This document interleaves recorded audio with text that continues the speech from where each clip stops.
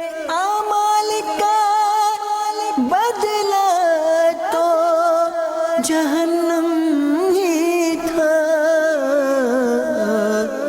میں تو جاتا مجھے سرکار نے جانے نہ دیا۔ الحمدللہ رب العالمین والصلاة والسلام علی سید المرسلین، اما بعد فاعوذ باللہ من الشیطان الرجیم، بسم اللہ الرحمن الرحیم۔ الصلاة والسلام علیک یا رسول اللہ وعلی آلک واصحابک یا حبیب اللہ۔ الصلاة والسلام علیک یا نبی اللہ وعلی آلک واصحابک یا نور اللہ۔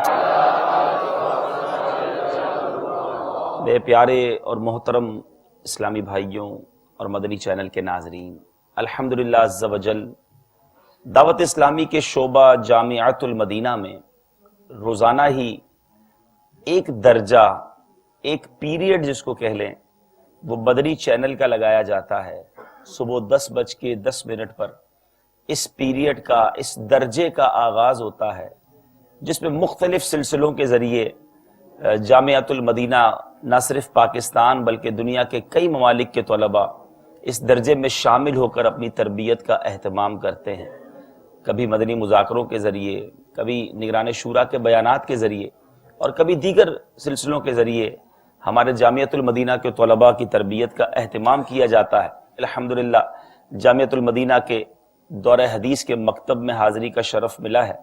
یہاں نہ صرف دورہ حدیث کے طلباء بلکہ دیگر درجوں کے طلباء بھی جامعۃ المدینہ کے مدنی چینل کے ذریعے آج ہمارے ساتھ شامل ہیں۔ ساتھ ساتھ آج ہمارے الحمدللہ اس مکتب میں ہمارا ایک شعبہ ہے فیضان مرشد۔ اس شعبے کے اسلامی بھائی جن کا تربیتی کورس جاری ہے، وہ اسلامی بھائی بھی ہمارے ساتھ شامل ہیں۔ اللہ تبارک و تعالی ہم سب کا یہاں جمع ہونا اپنی بارگاہ میں قبول فرمائے۔ آئیے اچھی اچھی نیتیں کر لیتے ہیں۔ میرے آقا مدینے والے مصطفیٰ صلی اللہ تعالی علیہ وسلم کا فرمان عظمت نشان، نیت المؤمن خیر من عملی، مومن کی نیت اس کے عمل سے بہتر ہوتی ہے۔ سب سے پہلی نیت یہ کرتے ہیں کہ اللہ کی رضا کے لیے اول تا آخر بیان میں شرکت کروں گا، توجہ کے ساتھ، دھیان کے ساتھ۔ ممکن ہوا تو بیان کی تعظیم کی نیت سے دو زانو بیٹھ کر اور جہاں جہاں موقع ملا مدنی پھول لکھتے ہوئے بیان سنوں گا۔ مدنی چینل کے ناظرین بھی ان نیتوں میں بھی شامل ہو جائیں اور توجہ کے ساتھ آج کے اس بیان میں شامل ہوں۔ درود پاک پڑھنے کے بے شمار فضائل و برکات ہیں، بہت ساری احادیث فضائل درود میں ملتی ہیں۔ آقا مدینہ صلی اللہ تعالی علیہ وسلم کا فرمان عظمت نشان ہے، جس نے مجھ پر ایک مرتبہ درود پڑھا اللہ عز و جل اس پر 10 رحمتیں نازل فرمائے گا۔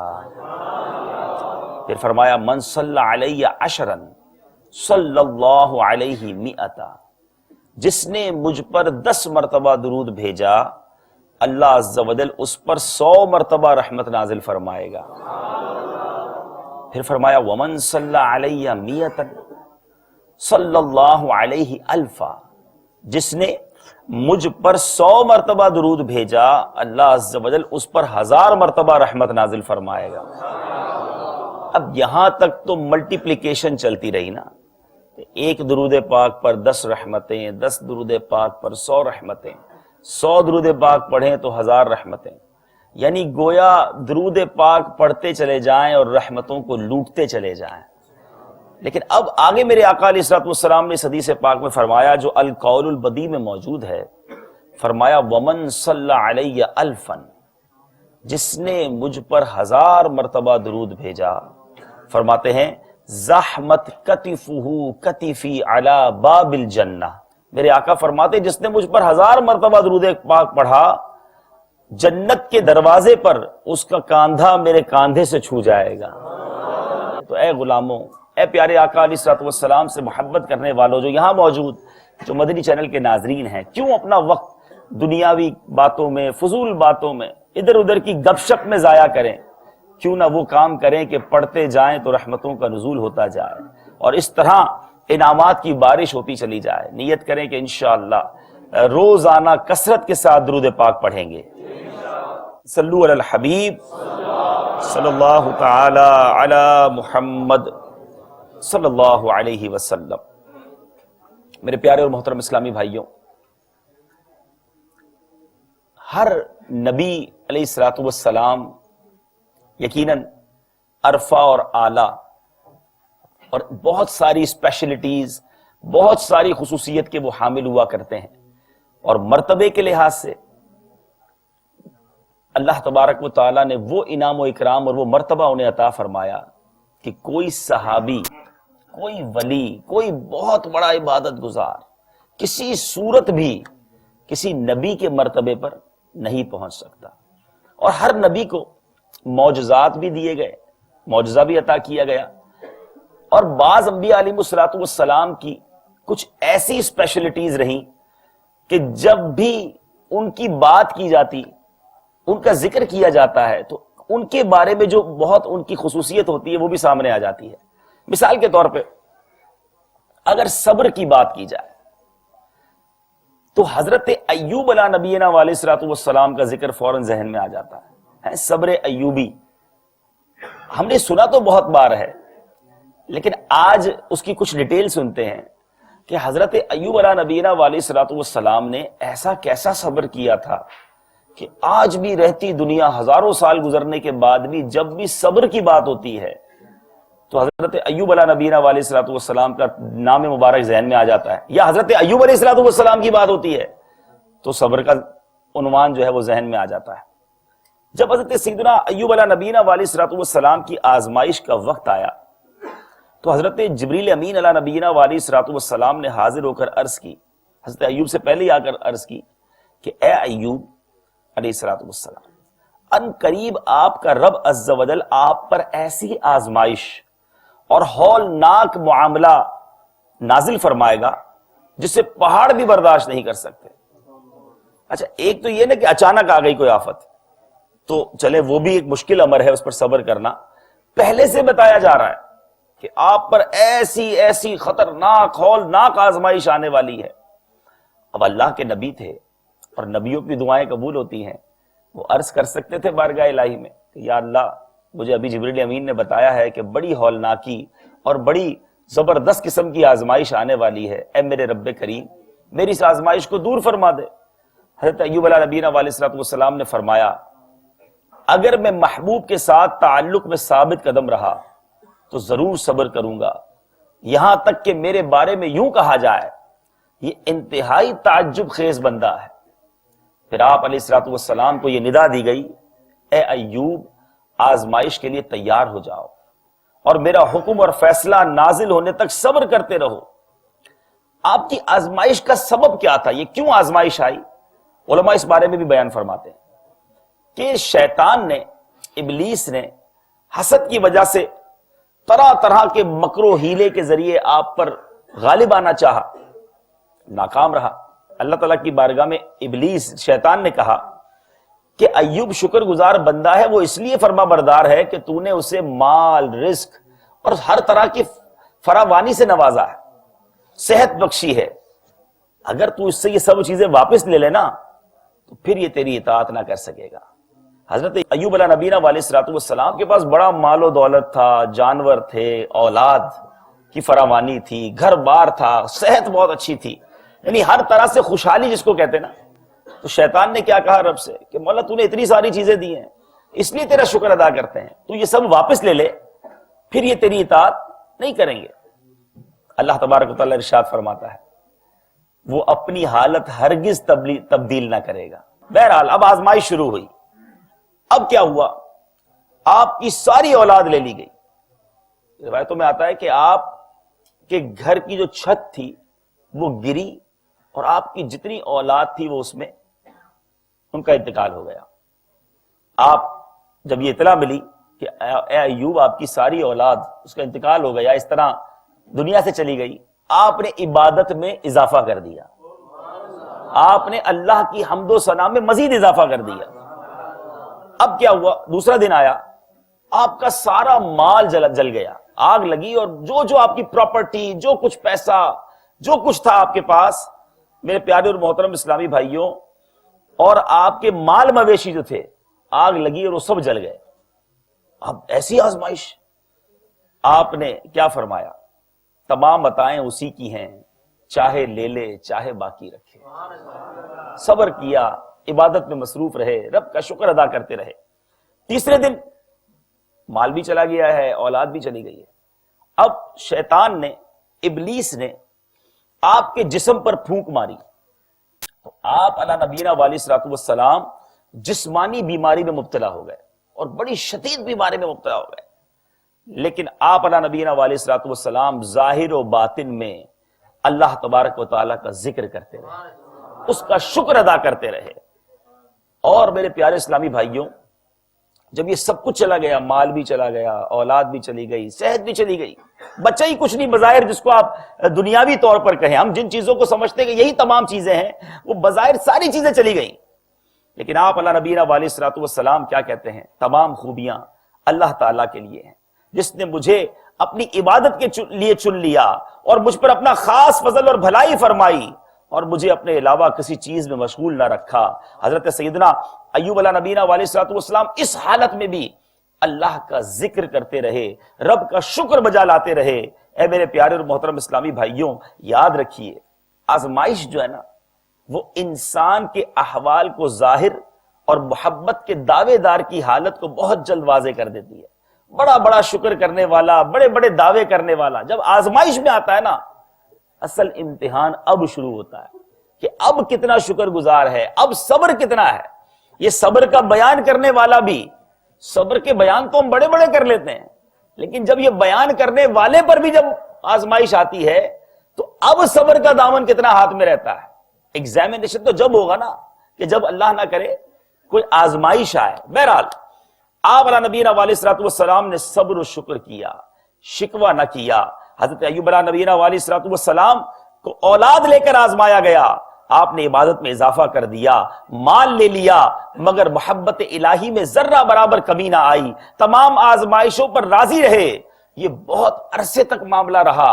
حضرت ایوب علیہ نبینا علیہ الصلوۃ والسلام کو اب ندا دی گئی، اے ایوب، تو نے ہماری آزمائشوں پر صبر کیا ہے، ہم تجھے تیرا مال اور اولاد لوٹا دیں گے، اور تیرے جسم کو آزمائش سے عافیت بخشیں گے، اور تیرا نام اپنی آخری کتاب میں لکھ دیں گے، اور تیرا ذکر محبوب بندوں کے رجسٹر میں پھیلا دیں گے۔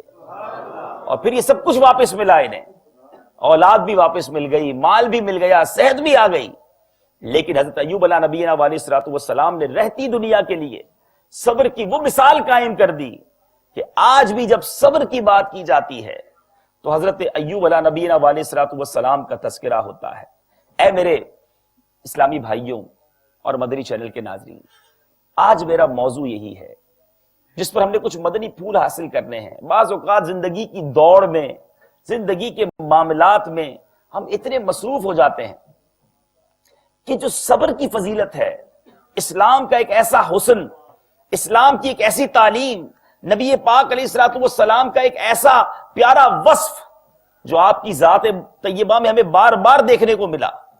میرے آقا علیہ الصلوۃ والسلام کی اگر سیرت کا مطالعہ کریں تو کون سا موقع ہے جس میں میرے آقا علیہ الصلوۃ والسلام نے صبر نہیں کیا؟ مکے کی گلیوں میں وہ ستایا جانا، وہ کفار مکہ کا میرے پیارے آقا علیہ الصلوۃ والسلام پر کیا کیا مظالم ڈھانا، کس طرح غزوات کے اندر میرے آقا علیہ الصلوۃ والسلام پر حملے کیے جانا، پھر فتح مکہ کے موقع پر میرے آقا کا سب کو معاف فرما دینا، یہ تمام وہ صبر کے نظارے ہیں جو پیارے آقا علیہ الصلوۃ والسلام کی سیرت میں ملتے ہیں۔ یاد رکھیے، ایک بڑا غلط مسکنسیپشن جسے کہہ لیں، غلط فہمی پھیلائی جاتی ہے کہ اسلام جو ہے وہ تلوار کے زور سے پھیلا ہے۔ یاد رکھیے، اسلام جو ہے، اگر آپ میرے آقا کی سیرت کو اٹھائیں نا تو میرے آقا نے معاف کر کے، درگزر کر کے، صبر کر کے، میرے آقا نے ستانے والوں کو دعائیں دے کر، جان لینے والوں کی جان بخشی کر کے ان کے دل جیتے ہیں، اور معافی اور صبر اور محبت سے اسلام کو پھیلایا ہے۔ اگر اسلام ساری دنیا میں پہنچا ہے، آپ فتح مکہ کے واقعے کو ہی لے لیں کہ جان کے پیاسے تھے، میرے آقا کو کس قدر ستایا گیا تھا، اور آج کنٹرول تھا میرے آقا کے ہاتھ میں. نبی پاک علیہ الصلوۃ والسلام نے جب معافی کا اعلان فرمایا تو بڑے بڑے کفاران قریش، سردار زار و کتار رونے لگے، اور ان میں سے کئی وہ تھے جو کلمہ پڑھ کر مسلمان ہو گئے. تو میرے آقا نے صبر کیا. نبی پاک نے ریونج، بدلہ.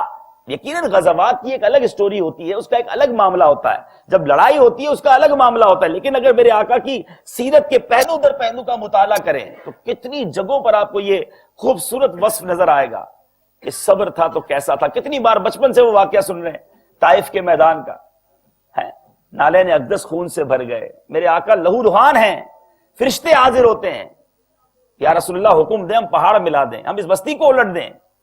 وہ صبر کی داستان کیسی داستان تھی، کنٹرول بھی تھا. بعض اوقات میں اور آپ بھی صبر کر لیتے ہیں، وہ اس لیے کر لیتے ہیں کہ اس کا بگاڑ کچھ نہیں سکتے. جس نے ستایا ہے، جس نے تکلیف پہنچائی ہے، اس کا بگاڑ ہی کچھ نہیں سکتے، چلو بھائی صبر کر لیتے ہیں. یہاں کنٹرول، طاقت ہے، بدلہ لیا جا سکتا ہے. نبی پاک علیہ الصلوۃ والسلام نے انہیں بھی معاف فرمایا. فرمایا یہ نہیں جانتے میں کون ہوں، ان کی آنے والی نسلیں جو حدیث پاک کا خلاصہ ہے وہ مجھے پہچان جائیں گی، وہ ایمان لے آئیں گی. تو بہرحال اے میرے آقا علیہ الصلوۃ والسلام کے غلام، ہمیں یہ سوچنا ہے، جو یہاں موجود میرے طلباء ہیں، جو کورسز کے اسلامی بھائی ہیں، جو مدنی چینل کے ناظرین ہیں، اب میرے اندر کوئی تبدیلی بھی آئی ہے، کوئی چینجنگ آئی لائف کے اندر. نبی پاک علیہ الصلوۃ والسلام کی سیرت سے، آپ کی سنتوں سے میں نے کیا حاصل کیا؟ کیا میرے گناہوں کی عادتیں ختم ہوئیں؟ کیا میری اور عادتیں اچھی ہوئیں؟ یا میرے آقا علیہ الصلوۃ والسلام کی سیرت پر بیان تو بڑے سنے، نعرے تو بڑے لگائے، مگر جیسا تھا ویسا ہی رہا؟ پھر اس کا مطلب تو یہ ہوا کہ رحمت کا دریا تو بہا، بارش تو برسی، میں ہی اپنا دامن نہ بھر سکا، میں ہی اپنے اندر کوئی تبدیلی نہ لا سکا. اے پیارے آقا سے محبت کرنے والوں، نبی پاک کی سیرت، آپ کی سنت پر عمل کرنے کے لیے تم نے کیا کوشش کی؟ اب یہ صبر ہی کو دیکھ لیجئے، چونکہ آج موضوع یہ ہے. ہمیں آقا علیہ الصلوۃ والسلام کی سیرت سے بہت سارے مدنی پھول صبر کے حوالے سے ملتے ہیں. اور اب چند قرآنی آیات. اللہ تبارک و تعالی قرآن مجید میں ارشاد فرماتا ہے سورہ بقرہ میں، ان اللہ مع الصابرین، بے شک اللہ صابروں کے ساتھ ہے. اللہ صابروں کے ساتھ، جو صبر کرنے والے ہیں ان کے ساتھ ہے. اب یہاں مشکل آ جائے، پریشانی آ جائے، واویلا کرتے ہیں، دنیا داروں کے چکر لگاتے ہیں. بلکہ لوگ کہتے ہیں یار میرے معاملات بڑے ایزی ہو جائیں گے، مجھے کوئی مشکل آئے گی، پریشانی نہیں ہوگی. کیوں؟ میرا فلاں سے رابطہ ہے، فلاں منسٹر، تو فلاں کونسلر، تو فلاں علاقے کا بڑا. دعوت اسلامی کی بات کر لیں تو ہم کہتے ہیں میرا فلاں ذمہ دار سے رابطہ ہے، میں جناب ان سے رابطہ کر لوں گا، میرا مسئلہ حل ہو جانا ہے. جامعہ کے طلبہ چونکہ بیٹھے تو چلیں ان کی ٹرمینالوجی میں، ان کی مثال میں بات کر لیتے ہیں. میرا فلاں جناب وہ ہماری کابینہ کے رکن ہے، فلاں مجلس جامعہ کے اسلامی بھائی ہیں، اپنی ان سے ترکیب اچھی ہے، اپنی ٹینشن نہیں ہے. مجھے بتاؤ یہ دنیا والے ہمارا کیا مسئلہ حل کریں گے جس کے ساتھ اللہ ہو جائے؟ مجھے بتائیں نا، مسبب الاسباب کون ہے؟ ذرا زور سے جواب دیجئے. دافع البلیات کون ہے؟ مسائل کو حل کرنے والا کون ہے؟ بیماروں کو شفا دینے والا کون ہے؟ ارے جو سب کچھ کرنے والا ہے وہی ساتھ ہو جائے. آپ کا تعلق دنیا دار سے ہے، دنیا کے کسی عہدے دار سے ہے، اور جو صبر کرنے والا اس کے ساتھ میرا رب ہے. تو اس کا ساتھ کیوں نہیں اپناتے؟ جو سب حل کرنے والا ہے اس کو چھوڑ کر دوسروں کے آگے جاتے ہیں مصیبت کے وقت، پریشانی کے وقت، خواہ خواہ دوسروں کو اپنی پریشانی بتاتے ہیں. نہیں میرے پیارے اسلام، بس صبر کیجئے گے، صبر کریں گے تو اللہ ساتھ ہے، اور جب رب ساتھ ہے تو پھر انشاءاللہ سب حل ہو جانا ہے. وہ مشکل نہیں رہتی کہ جن کے ساتھ رب عز و جل کی کرم نوازی ہو جائے. اسی طرح اللہ تبارک و تعالی نے سورہ بقرہ ہی میں آیت نمبر 155 میں ہمیں پہلے ہی بتا دیا. ارشاد ہوتا ہے وَلَنَبْلُوَنَّكُمْ بِشَيْءٍ مِّنَ الْخَوْفِ وَالْجُوعِ وَنَقْصٍ مِّنَ الْأَمْوَالِ وَالْأَنفُسِ وَالثَّمَرَاتِ وَبَشِّرِ الصَّابِرِينَ. یعنی یہ پہلے ہی اعلان ہو چکا ہے، ترجمہ کنز ایمان، اور ہم ضرور تمہیں آزمائیں گے کچھ ڈر اور بھوک سے، کچھ مالوں اور جانوں اور پھلوں کی کمی سے، اور خوشخبری سنا ان صبر والوں کو. تو یہ تو پہلے ہی اعلان تھا. کبھی پیسے کم ہو جائیں گے، کبھی بیماری آ جائے گی، کبھی بچے بیمار ہو جائیں گے. یہ وہ چیزیں جو ہونی ہیں. اور پھر کیا فرمایا؟ آزمائیں گے، یہ ایگزامینیشن ہے۔ اب پتا چلا میرا امتحان تو آیا مگر صبر نہ کیا، واویلا کیا، دنیا والوں کو بتایا۔ آج تھوڑی مشکل آ جائے فوری طور پر اپنے دوستوں کو بتانا ہے، سارے درجے کو پتا چل جائے کہ ماں بدولت کی آج طبیعت خراب ہے۔ پریشانی کو شیئر کرنے کی عادت ہے، مصیبت جب تک میں کسی اور کو نہ بتاؤں مجھے چین نہیں آتا۔ حالانکہ یہ مصیبت شیئر کر کے، یہ پریشانی دوسروں کو بتا کے جو مجھے صبر کا ثواب ملنا تھا وہ میں نے ضائع کر دیا۔ اے میرے پیارے اور محترم اسلامی بھائیوں، مزید سنیے، صبر جو ہے نا اس کی 4 قسمیں ہیں۔ ایسا نہیں ہر وقت صبر بہتر ہے یا ہر وقت صبر کرنے پر ثواب ہی ملے گا۔ جی ہاں، صبر کبھی فرض ہو جاتا ہے، صبر کبھی نفل ہوتا ہے، صبر کبھی مکروہ ہوتا ہے، اور صبر کی ایک قسم ایسی ہے کہ صبر اس وقت حرام بھی ہوتا ہے۔ تو ایسا نہیں کہ ہر معاملے میں صبر کرنا وہ محمود ہے، وہ اچھا ہے۔ اور یہاں بات آ گئی علم دین کی۔ علم ہونا، پتہ تو چلے کہ کہاں کہاں صبر کرنا ہے اور کہاں کہاں صبر کرنا فرض ہو جاتا ہے۔ اب مثال کے طور پہ فرض کس بات پر ہے؟ گناہوں سے صبر کرنا۔ ہم سمجھتے صبر جو ہے بیماری پر، تکلیف پر ہی صبر کرنا، یقیناً یہ بھی صبر ہے، مگر ایک صبر جو فرض ہے وہ یہ ہے کہ بندہ گناہ نہ کرے۔ جی چاہتا ہے نا، انسان ہے، شیطان حملہ کرتا ہے، چل یار یہ برائی کر لے۔ اب یہاں شیطان کہہ رہا ہے کر لے، جی چاہ رہا ہے، نفس بھی کھینچ رہا ہے، اب گناہ سے بچے گا ہی جب صبر کرے گا کہ نہیں، میرے رب کا فرمان یہ ہے کہ میں نے یہ نہیں کرنا، مجھے شریعت روک رہی ہے، بے حیائی کے کام نہیں کرنا، بے حیائی کے مناظر نہیں دیکھنے، مجھے نہیں دیکھنے فلمیں ڈرامے، نہیں سننے گانے باجے، نہیں کمانی حرام روزی۔ پیسہ آ جاتا ہے نا سامنے، ارے یار اتنا زبردست پروفٹ والا کام ہے، کوئی بات نہیں، کوئی نہیں دیکھ رہا، پکڑ لے اس کو، اس کام کو لے لے۔ کسی کا سامان نظر آتا ہے، ارے یار کوئی دیکھنے والا نہیں۔ اب یہ صبر کرنا ہے گناہ سے، یہ فرض، ٹھیک ہے۔ اچھا، ناپسندیدہ امور پر صبر کرنا یہ نفل ہے، یعنی نفس کی ناپسندیدہ باتیں ہوتی ہیں، مثلا نفلی عبادت، صدقہ و خیرات وغیرہ پر صبر کرنا، کیونکہ صدقہ دینا، خیرات دینا، نفلی عبادت کرنا، یہ جو ہے وہ انسان پر بھاری ہوتا ہے۔ چلو یار نوافل ضروری تو نہیں نا، تو اب بندہ پڑھ لے۔ تو یہاں جو صبر کیا اس نے، اپنے نفس کو راضی کیا، یہ نفل بھی ہے۔ اچھا، شرعی طور پر ممنوع اذیت پر صبر کرنا ممنوع ہے، جیسے بلا وجہ کسی شخص یا اس کے بیٹے کا ہاتھ کاٹا جائے اور اس پر وہ صبر کرے، خاموشی اختیار کرے، تو یہاں پر صبر کرنا، چونکہ یہ اس طرح کی اذیت دینا ممنوع، تو یہاں صبر کرنا بھی ممنوع ہے۔ اور اب حرام کہاں ہے؟ اس کی ایک مثال دی گئی کہ اگر کوئی آدمی شہوت کے ساتھ اس کی بیوی کا قصد کرے اور اس کی غیرت جاگ اٹھے، لیکن غیرت کے اظہار سے صبر کرے اور بیوی سے جو سلوک کیا جائے اس پر خاموشی اختیار کرے، تو یہ صبر حرام ہے۔ یعنی بے حیائی کا کام ہوتا رہے تو ہوتا رہے، اس کو فکر ہی نہیں ہے، یہاں صبر کر رہا ہے کہ چلو یار صبر کرنا، یہاں صبر نہیں کرنا ہے۔ تو بہرحال یہ علم ہے جو سیکھنا ہوگا، اس کی بہت ساری مزید اگزامپلز ہو سکتی ہیں۔ تو اے میرے پیارے اور محترم اسلامی بھائیوں، اب پیارے آقا علیہ الصلوۃ والسلام کی بارگاہ میں صحابہ کرام موجود، امام غزالی علیہ رحمۃ اللہ الوالی نے احیاء العلوم میں یہ حدیث پاک نقل کی۔ نبی پاک علیہ الصلوۃ والسلام انصار صحابہ کے پاس تشریف لے گئے تو فرمایا کیا تم مومن ہو؟ وہ خاموش رہے۔ حضرت امیر المومنین سیدنا عمر فاروق اعظم رضی اللہ تعالیٰ نے عرض کی، جی ہاں یا رسول اللہ صلی اللہ علیہ وسلم، ہم مومن ہیں۔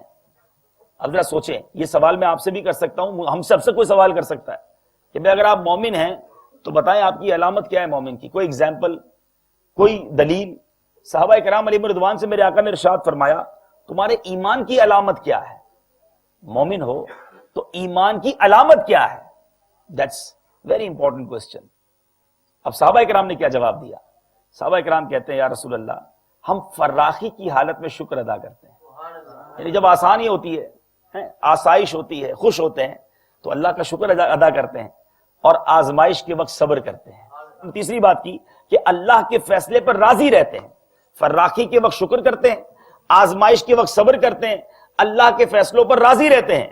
میرے آقا نے فرمایا رب کعبہ کی قسم تم مومن ہو۔ اب یہ 3 چیزیں میں اور آپ چیک کریں، خوشی آتی ہے، شکر کرتے ہیں، یا آپے سے باہر ہو جاتے ہیں، چلو بھائی اب تو تھوڑے پیسے آ گئے، تھوڑا آسانی آ گئی، جیسے ہی آسانی آتی ہے ہم پر ویسے ہی گناہوں کا دروازہ ہم کھول لیتے ہیں۔ ذرا پیسے آ گئے، کوئی کاروبار میں نفع ہو گیا، کوئی نوکری اچھی لگ گئی، جیسے ہی فراخی ہوئی، ہاتھ کھلا، گناہ کا دروازہ کھول دیا تم نے۔ ارے ہاتھ کھلتا تو سجدے بڑھ جاتے، شکر بڑھ جاتا، خیرات بڑھتی، کسی غریب کی مدد کرتا، بندہ سوچ کے بیٹھا ہوتا۔ ماشاءاللہ میں ایسے طلباء کو جانتا ہوں، اور الحمدللہ ایسے طلباء کی ہمارے یہاں مجھے بہت حسن ظن کثرت ہوگی کہ جب ان کو کہیں سے کچھ رقم ملتی ہوگی اور اچھے والد صاحب کی طرف سے کسی جائز طریقے سے، تو وہ کتابیں خریدتے ہوں گے۔ ہے وہ ماشاءاللہ ایک اپنا پلان رکھتے ہیں طلباء کہ اتنے پیسے جمع ہو گئے تو میں نے یہ والی حدیث کی کتاب خریدنی ہے، اتنے پیسے جمع ہو گئے میں نے یہ فتاوی کی کتاب خرید۔ دیٹس بریلینٹ، بہت اچھی بات ہے، لیکن اکثریت اپنے بارے میں غور کرے کہ ذرا فراخی آتی ہے تو میرا شکر بڑھتا ہے یا میرے گناہ بڑھتے ہیں؟ پھر فرمایا آزمائش آتی ہے تو صبر کرتے ہیں۔ ہم پر آزمائش آتی ہے، ہم کیا کرتے ہیں؟ ادھر بیمار ہوئے، ادھر سارے محلے کو پتا چل گیا، ادھر کاروبار میں نقصان ہوا، ادھر جناب سارے خاندان کو پتا چل گیا۔ یہ بڑا عجیب معاملہ ہے، جس کو بھی نقصان ہوتا ہے، موبائل کھو گیا، میں اگزامپل تھوڑی طلبہ والی بھی دوں گا، تھوڑی عوام والی بھی دوں گا، ہے موبائل کھو گیا، کوئی ذاتی سامان آگے پیچھے ہو گیا، ٹھیک ہے جناب، اچھا پھر کسی کی گاڑی اللہ نہ کرے ایکسیڈنٹ ہو گیا، موٹر سائیکل خراب ہو گئی، سائیکل ٹوٹ گئی، اچھا پھر ذرا اور آگے جائیں، کاروبار میں لاس ہو گیا، کپڑا خراب بن گیا۔ جس کا جو نقصان ہوا اس کے پورے درجے کو اس نے بتانا ہے، پورے خاندان والوں کو بتانا ہے، کاروباری حضرات سارے کاروباری دوستوں کو بتاتے ہیں، بس یار آج بڑا کپڑا خراب ہو گیا، ایک ڈیل خراب ہو گئی، ایک پارٹی نے پیسے دبا لیے، آج یہ لاس ہو گیا، آج مارکیٹ گر گئی۔ یہ جتنے لاسز کی خبر دینے والے ہیں، نقصان کی خبر دینے والے، جب انہیں فائدہ ہوتا ہے تو خبر دیتے ہیں کہ آج اتنے پیسے کما لیے، آج یہ بھی فائدہ ہو گیا۔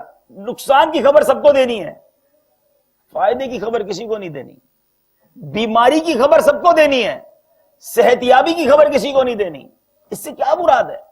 آپ کیوں اپنی مشکل کسی کو بتانا چاہتے ہیں؟ حضرت رابعہ بصریہ رضی اللہ تعالیٰ عنہ کے بارے میں آتا ہے، آپ نے دیکھا کہ ایک شخص جو ہے وہ اپنے ماتھے پر پٹی باندھے گھوم رہا ہے۔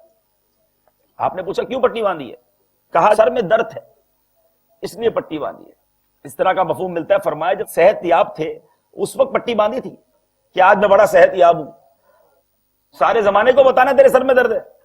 جب اللہ نے صحت دی تھی اس وقت کہاں بتایا لوگوں کو؟ تو بندہ سوچے کہ میں کیوں بتا رہا ہوں لوگوں کو؟ کیا یہ ٹھیک کر دیں گے مجھے؟ کیا میری بیماری اس کو بتانے سے ٹھیک ہو جانی ہے؟ میرا نقصان اسے بتا کر ٹھیک ہو جانا ہے؟ نہیں، مگر میرا ثواب ضائع ہو رہا ہے، میں اس نعمت سے بھی محروم ہو رہا ہوں۔ نہیں میرے پیارے اور محترم اسلامی بھائیوں، یہ انداز ہمارا نہیں ہونا چاہیے، بلکہ ہمیں صبر کا دامن تھامے رکھنا چاہیے۔ یاد رکھیں، حضرت سیدنا عبداللہ ابن عباس رضی اللہ تعالیٰ عنہما فرماتے ہیں قرآن کریم میں 3 قسم کا صبر بیان ہوا۔ نمبر 1، وہ صبر جو طاعت میں ہو، یعنی میں نے عرض کیا نا کہ عبادت کرنے میں نفس روک رہا ہے مگر عبادت کی، تلاوت کی، درجے میں آئے، صبح آنے میں بھی نفس روکتا ہوگا کہ یار چلو آج چھٹی کر لیں جامعہ کی، اگر صبر کیا اچھی نیت کے ساتھ آگے، فرمایا جو صبر طاعت میں ہو اس کے ثواب کے 300 درجے ہیں۔ پھر فرمایا جو صبر حرام چیزوں سے بچنے پر کیا جائے اس کے ثواب کے 600 درجے ہیں۔ جی چاہ رہا ہے حرام کرنے کو، روک لیا اپنے آپ کو، 600 درجے ہیں۔ اور فرمایا جو وہ صبر جو مصیبت کی ابتدا میں کیا جائے اس کے ثواب کے 900 درجے ہیں۔ مصیبت کی ابتدا میں تکلیف ہوئی فوراً صبر کر لیا۔ بندے کہتے ہیں پہلے سارے زمانے کو بتایا یہ پرابلم ہے، یہ مسائل ہیں، بڑی پریشانی میں ہوں، اب جناب کیا کریں، صبر ہی کر سکتے ہیں۔ اب صبر نہیں ہے، آپ نے سب کو بتا دیا، آپ نے جس کا ڈھول پیٹ دیا، کہتے اب جناب صبر کے علاوہ کر ہی کیا سکتے ہیں، اب صبر ہی کر رہے ہیں، اب صبر نہیں کر رہے آپ نے سب تو کر دیا، اب صبر کیسا؟ تکلیف کی ابتدا میں چوٹ لگی، پرابلم آئی، بس میں نے صبر کرنا ہے۔ کسی کا احسان کیوں اٹھائیں ہیں؟ کسی کو حالات کیوں بتائیں؟ کیوں بتاؤں میں کسی کو میرے ساتھ کیا پرابلم ہے؟ تم ہی سے مانگیں گے تم ہی دو گے، تمہارے در سے ہی لو لگی ہے۔ ہم یہ کیوں نہیں سوچتے کہ کیا معلوم یہ جو مجھ پر مصیبت آئی ہے، یہ جو پریشانی آئی ہے، یہ میرے گناہوں کا کفارہ ہو، میری درجات بلند کرنے کے لیے رب نے ایسا کیا ہو، اور میں واویلا کر کے، میں صبر چھوڑ کر اپنے لیے یہ ثواب سے محروم ہو رہا ہوں۔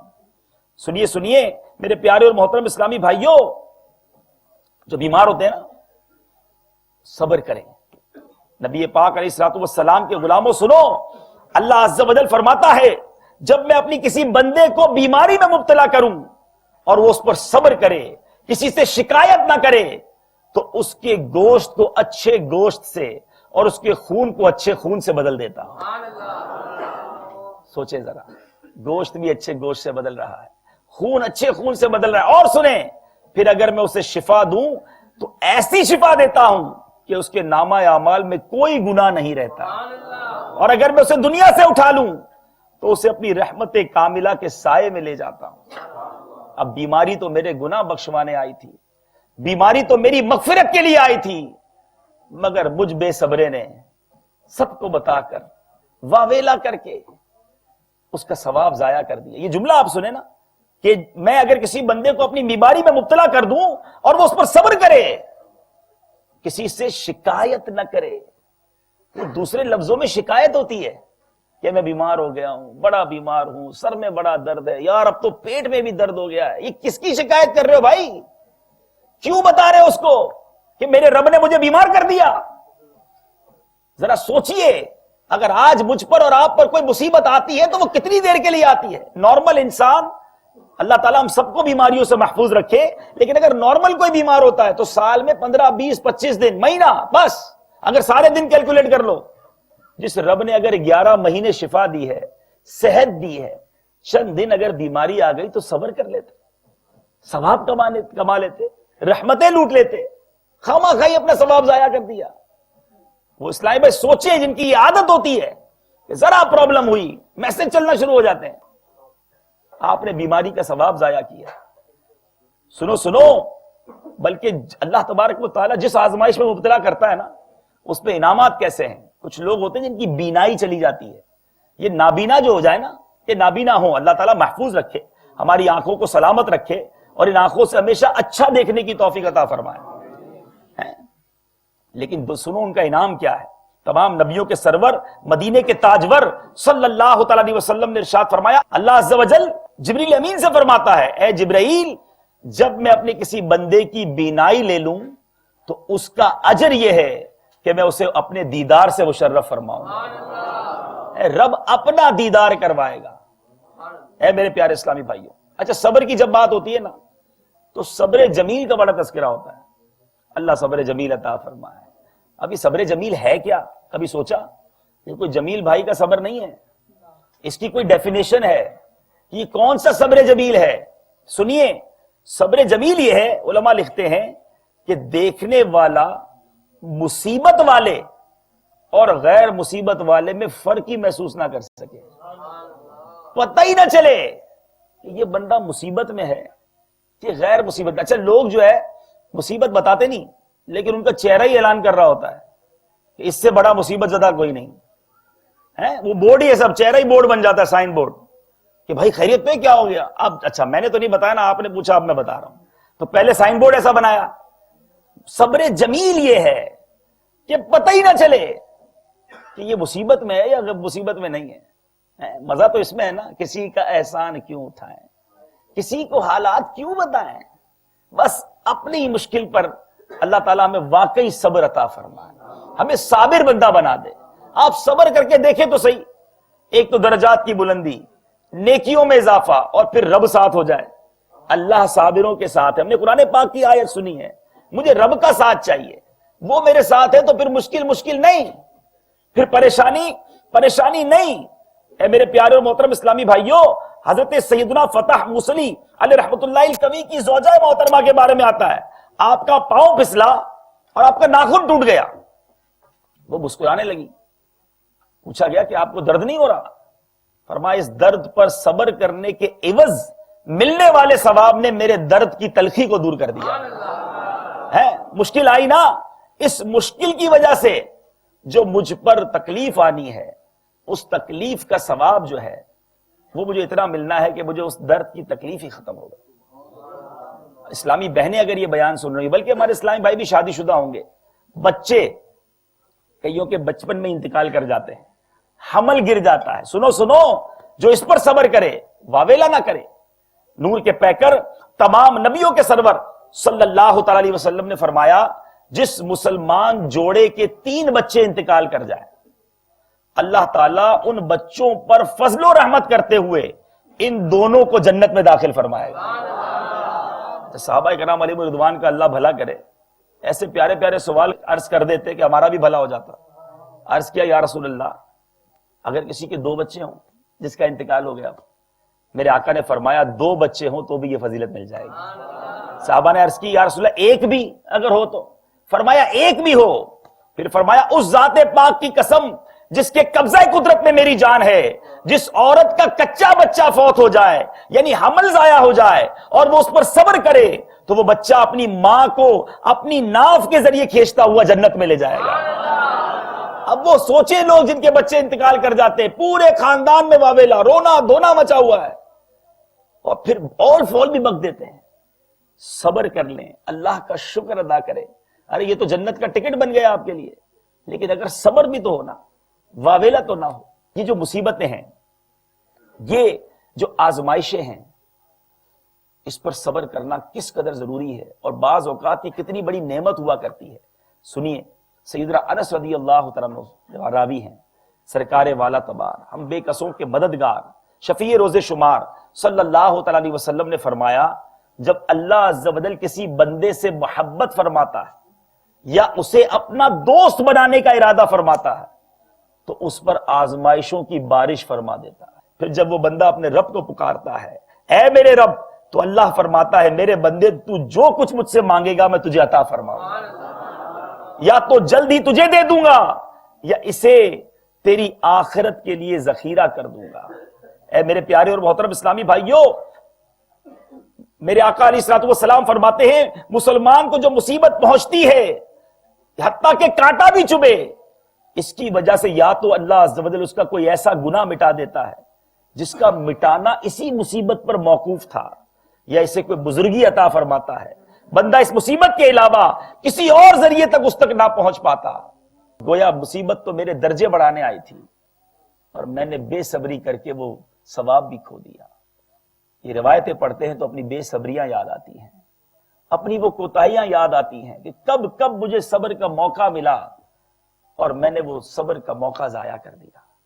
اے میرے پیارے اور محترم اسلامی بھائیوں، میرے جامعۃ المدینہ کے طلباء، آزمائشیں تو آتی رہیں گی، مشکلیں تو آتی رہیں گی، مگر صابرین، صبر کرنے والوں کا درجہ بہت بڑا ہے۔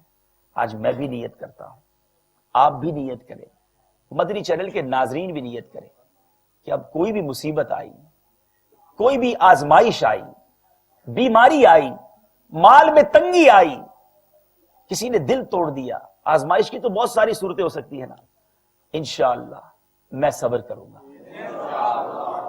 اپنے رب سے دعا کرتے ہیں، یا اللہ ہم کمزور ہیں، ہم ناتوان ہیں، آزمائش آتی ہے تو دامن چھٹ جاتا ہے صبر کا، بعض اوقات بھول بھی جاتے ہیں، عادت ہی ایسی بن گئی ہے کہ جب تک لوگوں کو نہ بتائے چین نہیں آتا۔